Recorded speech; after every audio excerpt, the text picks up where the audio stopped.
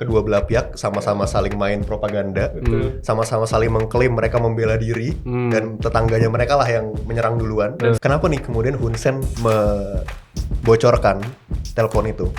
Politisi sipil itu makin kuat gitu kan ya, sehingga militer itu kan perlu membangun legitimasi Sekarang, tapi kenapa mungkin semut di seberang lautan terlihat tapi gajah di pelupuk mata nggak kelihatan? Adalah justru karena interest Indonesia berhubungan dengan negara-negara yang lebih dekat ini sangat riskan untuk breakdown.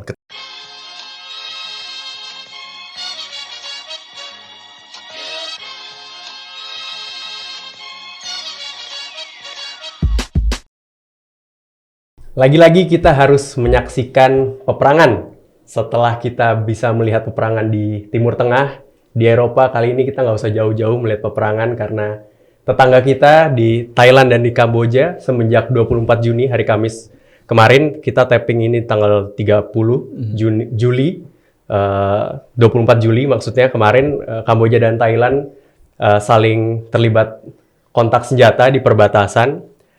Banyak tuduhan yang dilemparkan oleh kedua negara, dan beberapa waktu lalu perkembangan terakhirnya adalah Anwar Ibrahim dari Malaysia sebagai ketua ASEAN ya melakukan mediasi dan menyatakan bahwa kedua negara sudah ada gencatan senjata, walaupun pada akhirnya salah satu menuduh yang lainnya bahwa kesepakatan gencatan senjata itu telah dilanggar. Dan podcast Bebas Aktif kali ini akan membahas sejarahnya, latar belakangnya, kenapa konflik ini terjadi sekarang, dan gimana konflik ini akan berakhir pada akhirnya. Apakah ada peran ASEAN atau bahkan Indonesia akan punya peran di sini. Kita kedatangan, tentu saja ada Mas Sofwan Albana dan ada Kenzi Rifantia. Welcome back, Kenzi. Terima kasih. Sebagai koordinator dari Sawadikap. Sawadikap. Walaupun kita dengan itu kita tidak memihak ke siapa-siapa ya. Kamu aja gimana sapaannya? Gue belum tahu makanya biar fair nggak usah. Gak apa-apa, ini untuk mengimbangi posisi Indonesia, karena Indonesia belakangan ini agak-agak banyak bahas Kamboja kan, karena ada hubungan yang agak unusually close, menarik sekali gitu. Mungkin nanti ada hubungannya juga sama konflik ini. Nah, tapi kita mulai dulu dari Mas Sofwan, Mas. Yuk. Banyak yang bilang bahwa kalau kita melihat ini sebagai kontak senjata biasa, ini salah satu ulasan yang menarik ya, akan terlihat almost orientalis to see this conflict as only kontak senjata doang, karena ada sejarah panjang kolonialisme di situ. Mungkin bisa cerita sedikit kenapa, how did Kamboja dan Thailand come to this gitu? Apa yang ada di perbatasan itu? Ya, jadi sebenarnya konflik ini kan bukan hal yang baru ya. Ini kan sudah berkali-kali meletup, ya beberapa kali juga meletup sampai ke level konflik bersenjata gitu. Bahkan di periode SBY dulu, kalau teman-teman ingat, itu sempat meletup juga kasus ini antara Kamboja dan Thailand. Yang sampai menewaskan sekitar 19 ya, atau berapa belas orang gitu. Jadi skala konfliknya cukup lumayan juga. Nah, waktu itu juga karena kemudian Indonesia ikut aktif mencoba mendamaikan. Waktu itu ada Pak Marty bikin shuttle diplomasi kan, datang ke Phnom Penh, datang ke Bangkok, sampai akhirnya kemudian ada kesepakatan, walaupun bukan satu-satunya faktor ya, karena setelah Indonesia berhasil mempertemukan kesepakatan di antara menteri-menteri luar negeri itu pun ternyata kena veto tuh dari angkatan bersenjata. Nah, ini faktor yang nanti akan penting untuk memahami konflik ini. Jadi pertama yang harus kita pahami adalah bahwa ada problem laten konflik perbatasan. Kenapa muncul problem laten konflik perbatasan ini? Karena faktor historis gitu ya. Kita ingat bahwa wilayah Thailand itu adalah wilayah kerajaan Siam gitu di zaman dahulu gitu kan ya.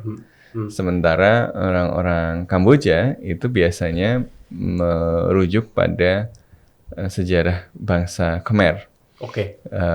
Nah, pada awal abad 20 lah kira-kira, itu kan terjadi kolonisasi di berbagai wilayah Asia, termasuk di Indochina.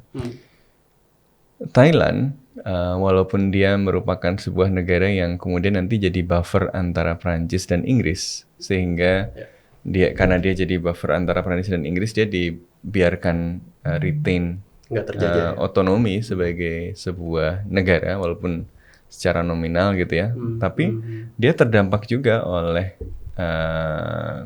kolonialisme ini kan, karena tetangga-tetangganya kan kemudian dibagi-bagi di antara kekuatan-kekuatan kolonial itu, termasuk wilayah kerajaan Khmer yang kemudian masuk ke dalam wilayah Prancis. Tapi kemudian kan penting untuk diingat bahwa pada awal abad 20 itu perebutan kekuasaan itu kan terjadi di tengah dunia yang sedang bergolak. Ada Perang Dunia Pertama, Perang Dunia Kedua, kan, Perang Pasifik gitu ya. Sehingga kan kita ingat misalnya Jepang masuk gitu ya. Jepang masuk ke selatan, ke Asia Tenggara, dia masuk pertama ya di kawasan Indochina kan. Karena wilayah-wilayah sekutu ini adalah wilayah-wilayah yang kemudian kehilangan sumber daya untuk mempertahankan wilayah ini karena mereka sibuk di matra Eropa. Ya, mereka sibuk menghadapi Hitler, tentaranya kan di sana semua gitu kan. Jadi Indochina ini dengan mudah kemudian misalnya diambil Jepang. Nah, singkat cerita adalah antara Prancis, kemudian Jepang itu kemudian menyepakati beberapa hal, termasuk soal wilayah ini yang tadinya misalnya masuk wilayah Khmer sebagai kompensasi misalnya dimasukkan ke wilayah Thailand. Ini sebelumnya oleh kesepakatan dengan Perancis ya, Perancis dengan kerajaan Siam gitu ya. Tapi kemudian nanti ketika Jepang masuk nanti ada perubahan kesepakatan lagi dan seterusnya gitu. Tapi intinya adalah setelah negara-negara modern ini keluar, nah masing-masing merasa punya basis legal. Kalau menurut versi Kamboja, gitu ya, wilayah ini yang kemudian di dalamnya ada satu peninggalan yang bersejarah ya lebih dari 1000 tahun, Preah Vihear itu punya Kamboja, ya, sementara Thailand mengklaim bahwa itu punya Thailand.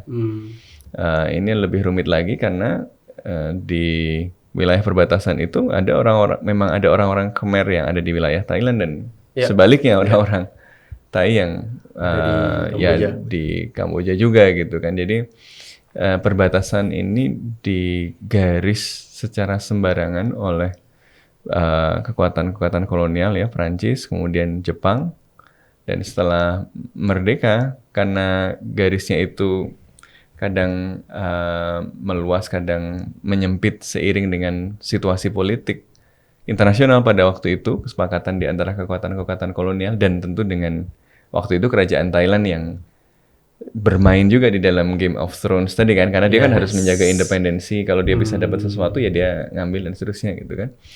Nah itu masing-masing kemudian merasa mengklaim punya basis historis gitu untuk kemudian mengklaim wilayah di sekitar Preah Vihear itu sebagai wilayah dia. Nah ini kemudian berjalan panjang, makanya pertanyaannya bukan apa ya, kenapa konflik ini terjadi? Itu nggak cukup dengan mengatakan bahwa karena ada dispute perbatasan. Yes. Betul, dispute perbatasan itu dari dulu ada. Problemnya kenapa muncul sekarang? Kenapa muncul di 2011? Kenapa muncul di tahun-tahun sebelumnya ketika ini muncul?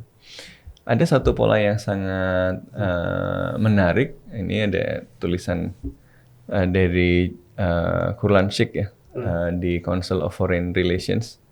Dia melihat bahwa faktornya sebenarnya adalah faktor politik domestik. Gitu.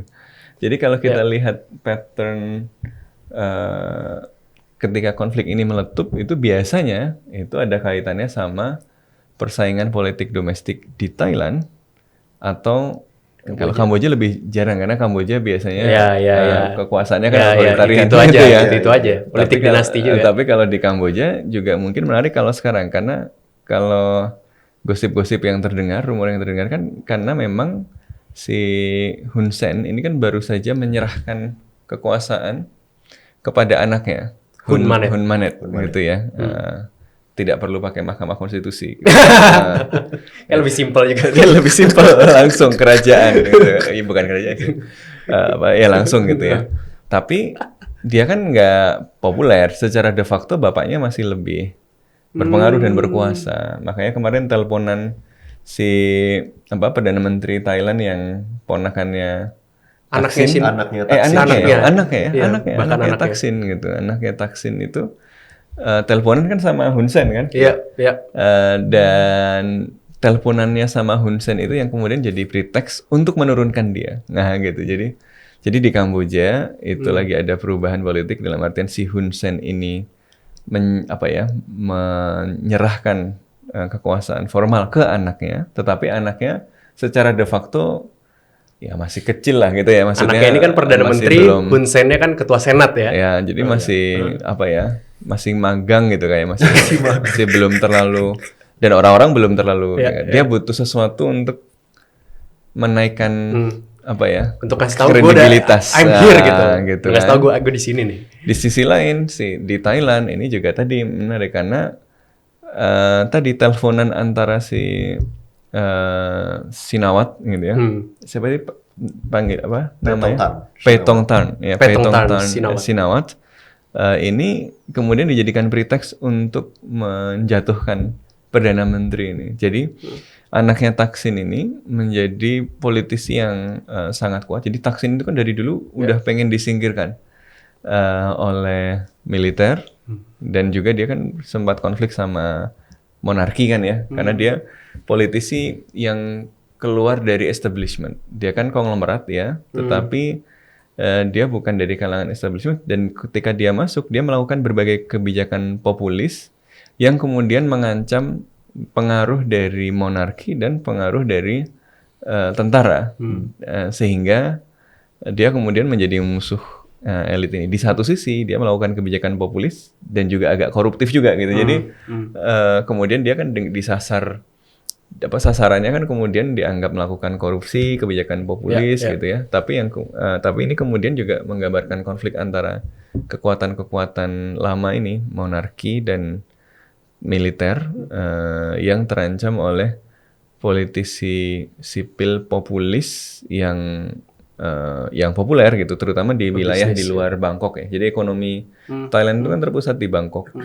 Ketika Thaksin berkuasa itu kan dia banyak sekali melakukan kebijakan populis di wilayah-wilayah di luar Bangkok ya, wilayah Isan, Chiang Mai, Chiang Rai gitu ya, yang kemudian membuat dia populer di luar. Makanya pas kita lihat yellow shirt, red shirt itu kan konfliknya kelas sosial, konflik wilayah dan seterusnya itu kelihatan semua. Jadi orang-orang kota Bangkok itu kuning gitu kan ya, pro monarki, dan lebih ke anti Thaksin sebenarnya. Sementara yang dari daerah-daerah itu datang berombongan-rombongan itu pro Thaksin. Kita semua tahu ceritanya, kemudian Thaksin tersingkir gitu. Tapi mau disingkirkan begitu, dia hidup terus gitu, maksudnya dihajar terus masih bisa balik terus gitu kan, dikudeta terus masih balik terus gitu kan, walaupun tidak balik sebagai Thaksin kan. Thaksin kan baru balik kapan ya?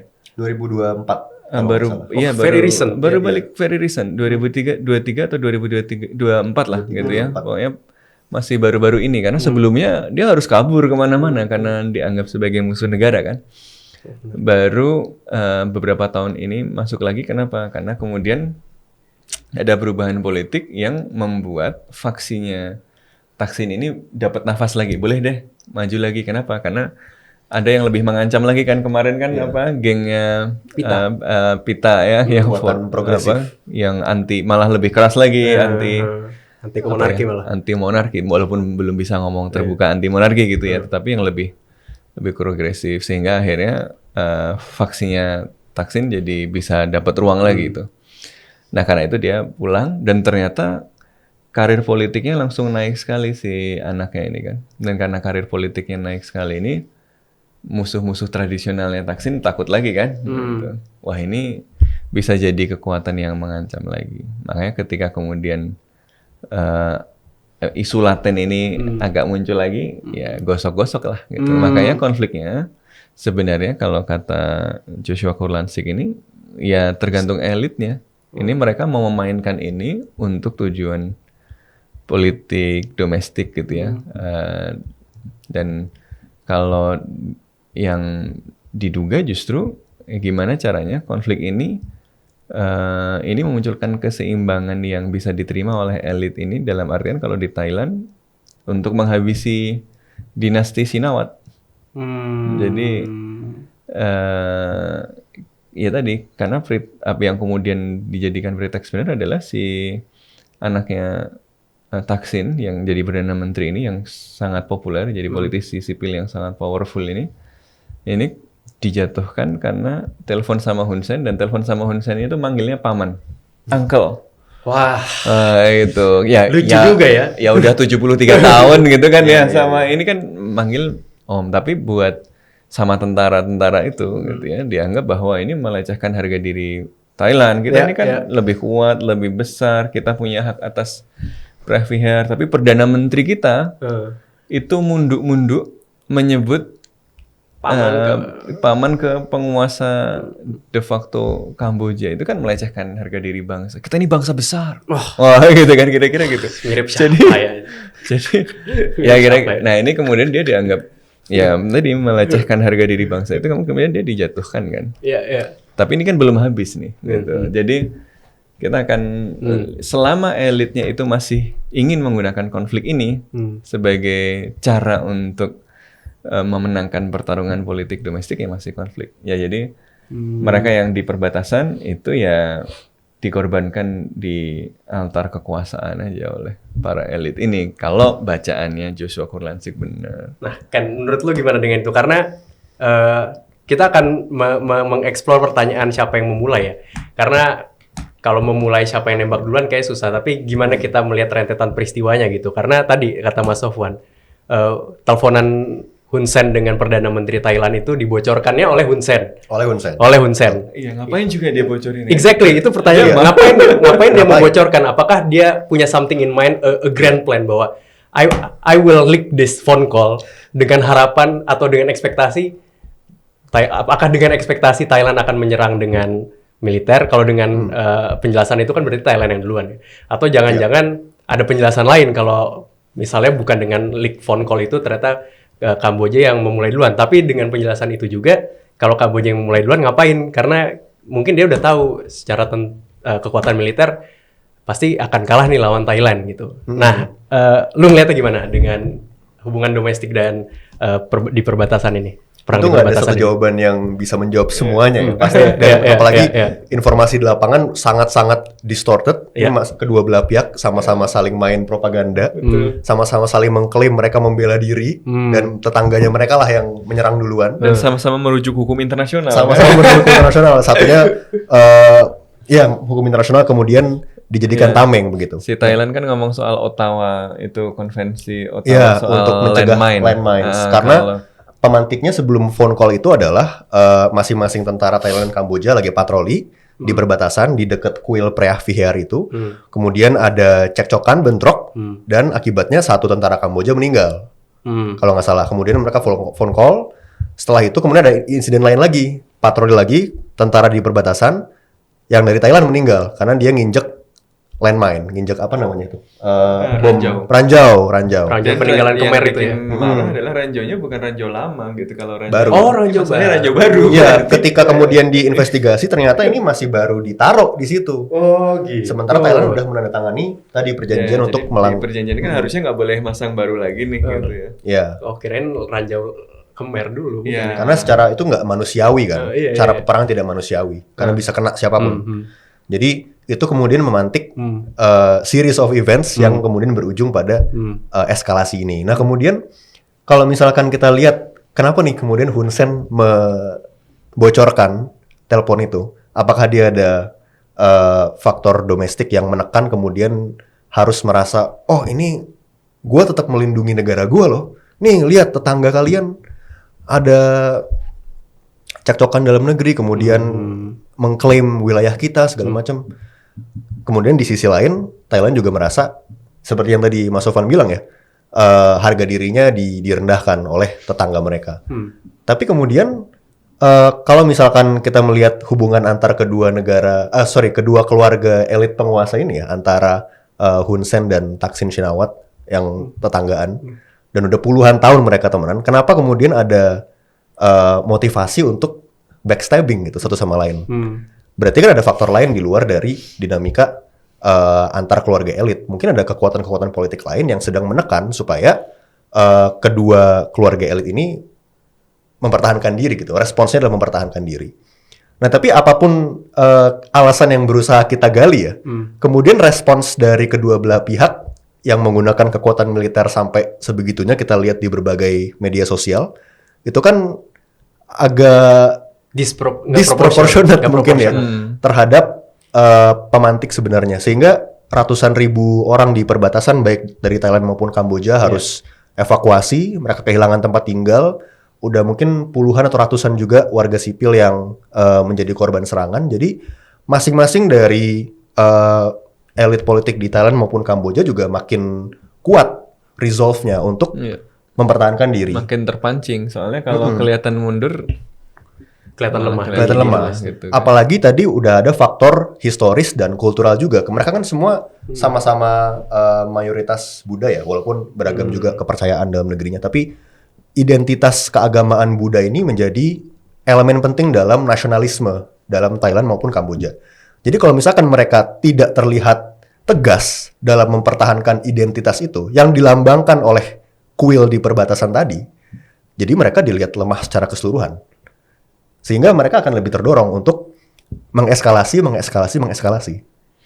Nah, kemudian yang dan khususnya elit yang di Thailand ya terutama kan tadi yang dikhawatirkan itu kan politisi sipil itu makin kuat gitu kan ya, sehingga militer itu kan perlu membangun legitimasi lagi gitu kan, lagi nggak populer. Kalau pemilu kalah terus tuh tentara itu, walaupun dia berkuasa dengan senjatanya, dengan junta itu, setiap pemilu kan partai-partainya nggak pernah menang, yang menang musuh-musuhnya semua gitu kan, forward party terus Thaksin dan jadi nggak pernah dia populer gitu. Nah, cara untuk populer gimana? Ya cara untuk populer kalau lagi ada perang, siapa yang menjadi pahlawan? Tentara, bos. Tapi kan dalam hal ini pemerintah di Thailand ini sekarang siapa yang semenjak disuspend? Partai yang memegang pemerintahan Thailand sekarang. Sebenarnya masih koalisinya antara Thaksin dan partai-partai konservatif ya. Nah, berarti kalau dengan kayak gitu, kalau let's say menang-menangan nih, perang menang Thailand gitu. Berarti yang unggul, yang dapat kreditnya kan justru rezimnya si Thaksin ini kan? Enggak sih. Karena kan udah dijatuhin. Iya, karena dari awal mereka udah terlihat salah langkah. Udah terlihat menunjukkan kelemahan. Oh iya, udah di leak phone call juga sih. Iya, itu dan ini koalisinya sih. bukan koalisi yang homogen. Ini kan koalisi karena menghentikan kekuatan progresif aja. Jadi koalisi konservatif ini kan terdiri dari monarkis, tentara, dan Thaksin kan. Ya udah, Thaksinnya disingkirin aja gitu. Makanya yang mau mempertahankan kekuasaan kan ya faksi monarkis dan royalis gitu ya, dan dan tentara. Tapi kemudian ada analisis lain juga, kalau misalkan memang motivasi dari pihak tentara atau konservatif adalah untuk menyingkirkan Shinawatra, berarti kan mereka akan memperlemah diri sendiri. Dan kemudian ada kekuatan progresif yang secara jumlah di parlemen Thailand itu masih nomor satu sebenarnya. Mereka nomor satu. Kenapa kemudian konservatif dan Thaksin ini berkoalisi? Karena mereka nggak kuat melawan progresif. Makanya berkoalisi. Nah, kalau misalkan mereka melemahkan koalisinya sendiri, ya ngapain? Kalah juga dia. Kalah juga. That's interesting calculation. Ya, tapi itu apa penjelasan itu? Itu kan dalam situasi normal, nggak perang kan? Dalam situasi normal. Tapi kalau dalam perang kan, Anda bisa invoke state of exception. Nggak perlu pemilu normal, atau Anda bisa melabel kekuatan-kekuatan yang dianggap mengganggu mobilisasi sebagai musuh negara. Wong bilang uncle aja. Tapi apakah harus dengan perang, Mas? Maksudnya itu? Apakah harus dengan perang untuk menjatuhkan Thaksin, mengeluarkan Thaksin dari koalisi? Enggak. Nah, kenapa eskalasinya sampai harus perang itu pertanyaannya?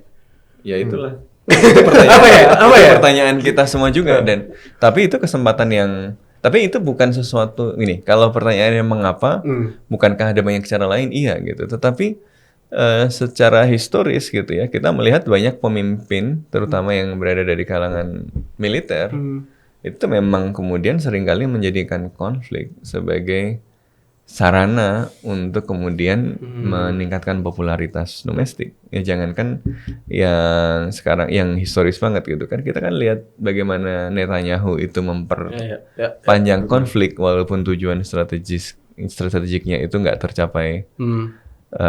Terus kenapa? Karena ya untuk mempertahankan kekuasaan politik gitu loh. Jadi ini sesuatu yang biasa dilakukan oleh politisi, bukan sesuatu yang normal dan terpuji gitu ya kan. Tapi biasa dilakukan oleh para politisi gitu loh. Bagaimana mereka kemudian menggunakan setiap kesempatan untuk kemudian memiliki leverage di atas yang lain itu ya digunakan gitu. Terutama kan ya mereka khawatir relevansi dari militer, faksi-faksi militer dan royalis ini kan semakin nggak populer kan. Pertama, ya ini ditunjukkan dari kekuatan progresif yang semakin menguat kan. Kemuakan terhadap kudeta-kudeta yang dilakukan oleh tentara dan didukung oleh monarki misalnya, itu kan kemudian membuat kelompok-kelompok progresif yang kebanyakan didukung anak muda itu semakin populer gitu kan. Dan mereka butuh sesuatu untuk membuat kekuatan-kekuatan yang established ini tetap relevan. Apalagi rajanya tidak sepopuler raja sebelumnya kan. Vajiralongkorn kan nggak sepopuler Raja Bhumibol. Jadi ya itu. Kemudian ada kebutuhan untuk menambah kartu-kartu ini. Jadi pertanyaan who fired the first shot jadi apa ya? Jadi nggak terlalu relevan untuk dibahas karena kayaknya di kondisi domestik dua negara ini cukup memungkinkan keduanya untuk fire the first shot, untuk mengeskalasi lebih lanjut karena dua-duanya emang lagi satu pengen konsolidasi kekuasaan, satu lagi pengen mengeliminasi kekuatan politik tertentu ya kan. Ya dan bisa jadi faktornya juga bukan cuma itu saja gitu.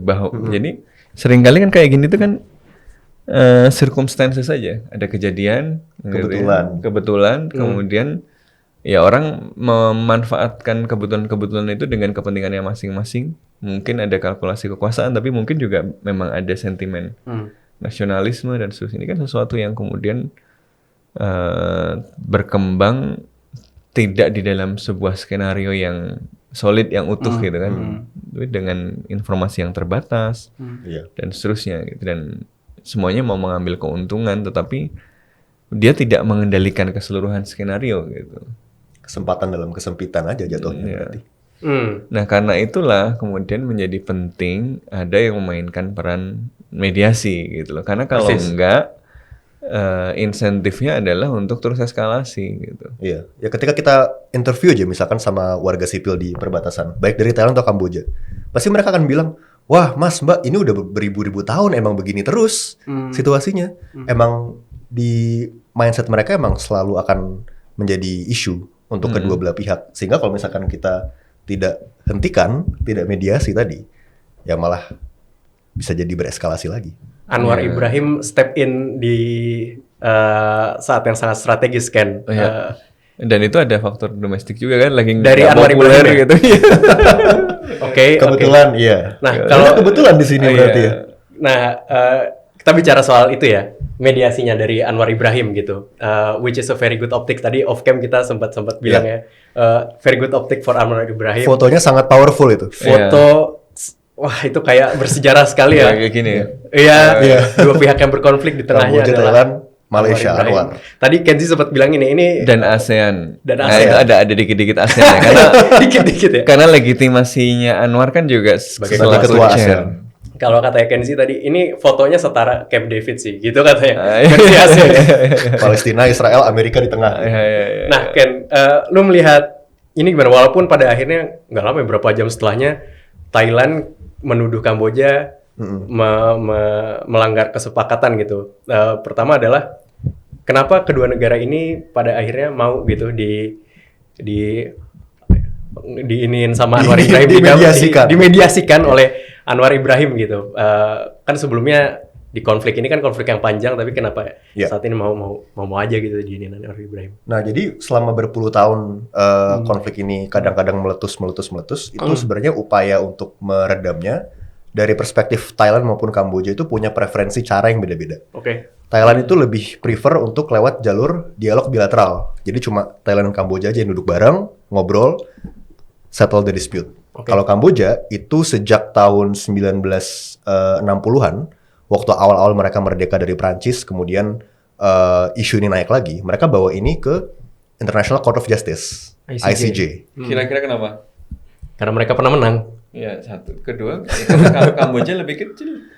Lebih Jadi, kecil. secara alamiah, kalau Anda lebih besar dan lebih kuat, maunya bilateral. Dan mereka bisa berargumen bahwa kesepakatan perbatasan yang membatasi Thailand dan Kamboja waktu itu digambar oleh Prancis sebagai penjajah, bukan oleh Kamboja. Mereka bisa membawa argumen itu. Nah, kemudian dari tahun 60, kemudian kalau nggak salah tahun 2011 juga dibawa lagi ke ICJ. 2 kali Kamboja dimenangkan oleh ICJ dari perspektif mereka. Oke. Iya. Jadi kuil Preah Vihear ini Tapi nggak final kan? Itu cuma sebagian. kalau nggak salah intinya kan. temporary ruling dari ICJ Iya. bahwa saat itu kuil Preah Vihear adalah miliknya Kamboja. Oke. Tapi ada beberapa bagian yang belum Settle. kan? Tapi kuilnya Kamboja. Tapi ya. Iya, waktu itu begitu keputusannya. Jadi karena udah ada track record seperti itu, Kamboja tahun 2025, kalau nggak salah di bulan Juni kemarin, itu ngangkat lagi kasusnya ke ICJ. Oh, oke. Kebetulan tanggalnya bertepatan dengan pertama kali ICJ mengeluarkan ruling bahwa kuil itu adalah punya Kamboja, tahun 1960-an. Tanggalnya sama, tahun 2025. Kayak anniversary-nya gitu ya. Ya semacam anniversary gitu. Nah, Thailand of course menginginkan secara bilateral karena mereka nggak mengakui jurisdiksinya ICJ dan karena sebenarnya udah ada dialog mekanisme untuk menyelesaikan masalah perbatasan yang namanya joint border something antara Thailand dan Kamboja. Ini udah 6 kali mereka bertemu, sehingga Thailand menganggap kalau misalkan ada isu lagi, ya udah ada mekanismenya, ngapain lewat cara lain, ngapain kita melibatkan kekuatan lain selain kita berdua yang emang lagi berkonflik, ngapain bawa perspektif lain. Kita kan lagi negosiasi gitu ya. Kalau tiba-tiba bawa orang lain dari luar. Gitu. Nah, bisa jadi kenapa kemudian mereka berdua sepakat untuk bertemu melalui mediasinya Malaysia sebagai ketua ASEAN adalah karena kalau misalkan mereka sama-sama kekeh dengan preferensinya masing-masing nggak akan ketemu. Sementara ASEAN ini menawarkan alternatif yang relatif netral gitu. Bukan secara bilateral, tapi bukan lewat komunitas internasional juga, bukan lewat pengadilan internasional. Di tengah-tengah gitu. Dan kebetulan memang kita juga menganut prinsip ASEAN centrality kan. Apapun isu atau masalah yang terjadi di kawasan kita, sebaiknya diselesaikan melalui mekanisme ASEAN. Dan kebetulan kesempatan ini juga dilihat oleh Anwar Ibrahim sebagai ketua ASEAN, sebagai Perdana Menteri Malaysia sekarang kan. Dan ini memang pas. Kenapa Anwar? Kenapa Chair? Kenapa bukan yang lain misalnya? Ya karena ini yang menarik juga, Sekjen ASEAN itu lagi orang Kamboja. Jadi kan kalau Sekjen yang masuk agak aneh lagi pula, kesekretariatan kan nggak punya power sebesar itu. Oke. Jadi memang pas lah ya kesempatannya untuk Anwar Ibrahim untuk masuk gitu ya.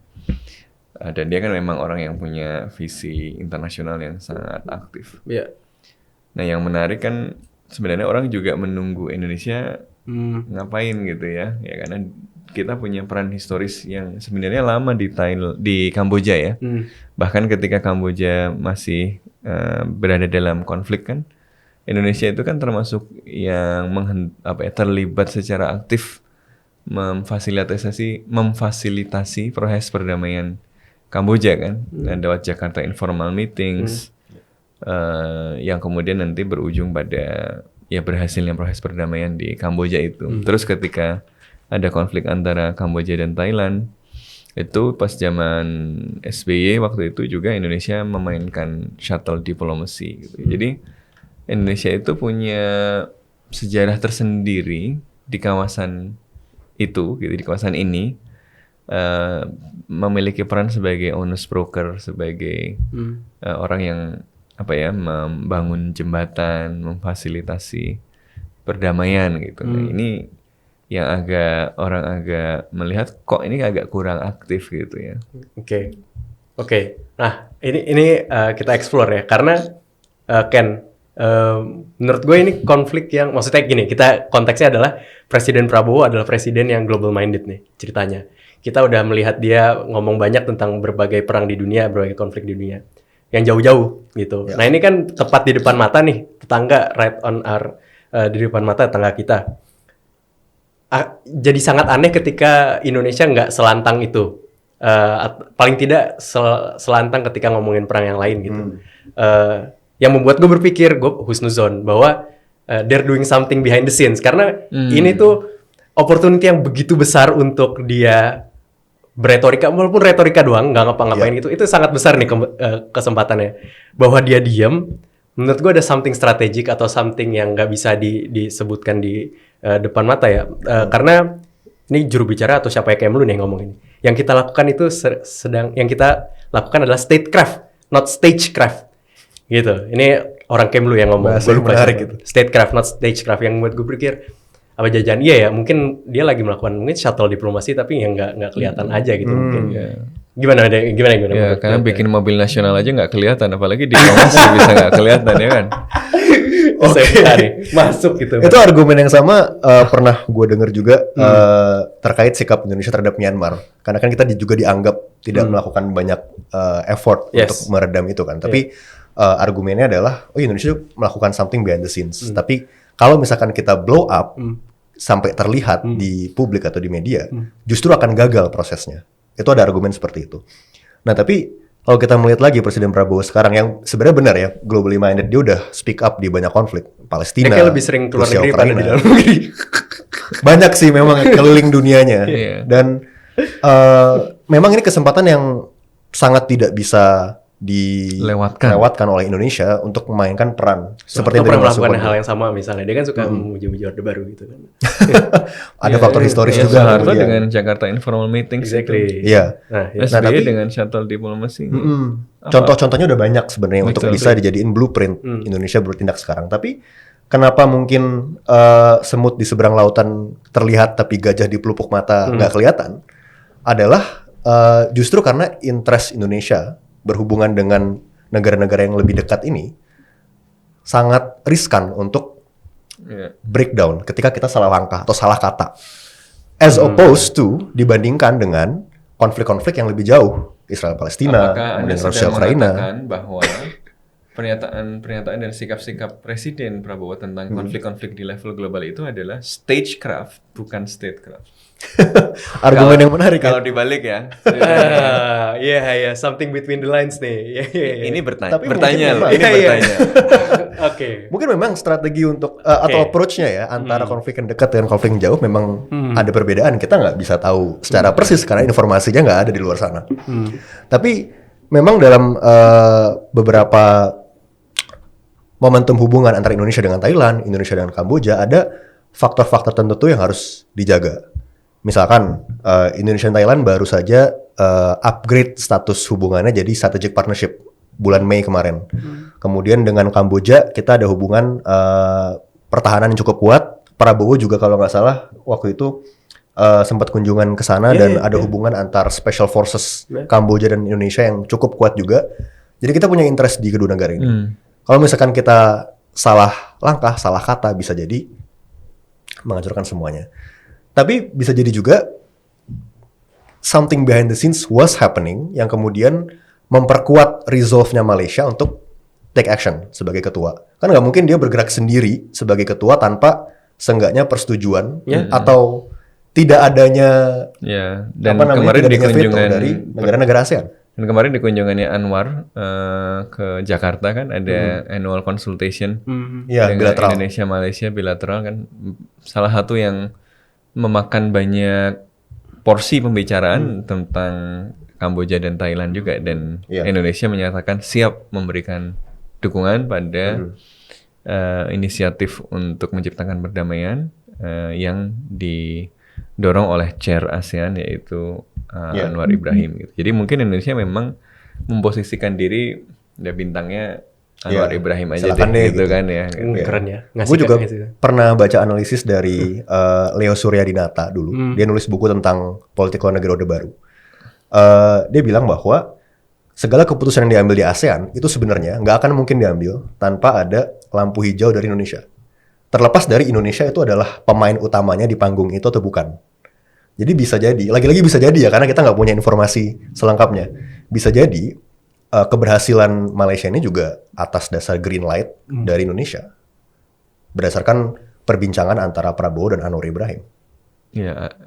Ya mungkin. Lagi-lagi kita nggak punya informasi tapi, selengkapnya. Sekaligus closing statement mungkin. Ya, tapi saya kira ini adalah konflik yang meskipun sebenarnya tidak mengejutkan karena ini sudah laten, dia terjadi di dalam situasi dunia yang sedang memang dipenuhi dengan ketegangan gitu kan ya, sehingga kalau ada bara api muncul di satu tempat, percikannya itu bisa kemana-mana, ya termasuk juga misalnya dalam konteks ini, kalau Kamboja dan Thailand ini kemudian tereskalasi menjadi konflik yang besar, kemudian membuat kawasan ini menjadi kawasan yang dianggap tidak stabil. ASEAN sebagai institusi yang sedang mencoba meyakinkan aktor-aktor eksternal yang mau bersaing di kawasan ini sebagai bahwa ASEAN ini masih bisa loh memainkan peran penting di kawasan gitu. Ternyata ASEAN nggak bisa ngapa-ngapain.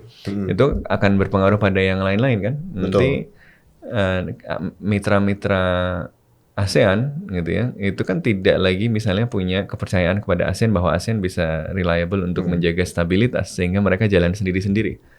Di Amerika Serikat dan kawan-kawan jalan sendiri dengan inisiatif mereka, dan dengan demikian nggak ada jembatannya dengan Cina. Cina kemudian juga begitu. Gitu. Ya, kawasan ini akan lebih rentan konflik kalau ASEAN tidak bisa menjawab ujian ini.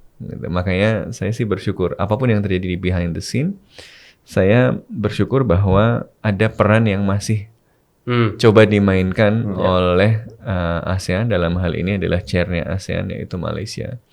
Dan kalau Indonesia nggak mau memainkan peran di depan nggak apa-apa, ya nggak harus ingar sosong tolodo kan, bisa juga Tuturi Handayani atau yang Matio Mangun Karso di tengah-tengah menjadi mitra tadi dengan memberikan dukungan. Jadi apapun peran yang diambil, ya tadi sebaiknya memang nggak diam, karena ini adalah sesuatu yang menjadi fondasi bagi stabilitas kawasan, dan stabilitas kawasan adalah fondasi bagi pembangunan. Jadi kalau kita mau kawasan ini stabil, ekonominya tetap bisa tumbuh, Indonesia beneran masih bisa menjadi Indonesia emas, walaupun faktornya tentu saja banyak.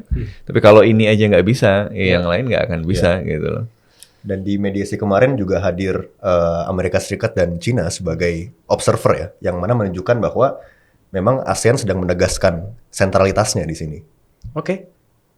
Diskusi yang cukup sangat menarik. Semoga teman-teman tercerahkan dan mungkin ada penjelasan sedikit tentang konflik ini gitu ya. Thank you Ken, udah mau hadir mungkin. Ya, ini pesan terakhir Paman Hun Sen dan para jenderal di Thailand, Raja Vajiralongkorn, tolong bijaksana. Sudah cukup. Thank you juga Mas Sofwan. Terima kasih. Terima kasih teman-teman. Kita ketemu lagi di podcast Bebas Aktif episode selanjutnya.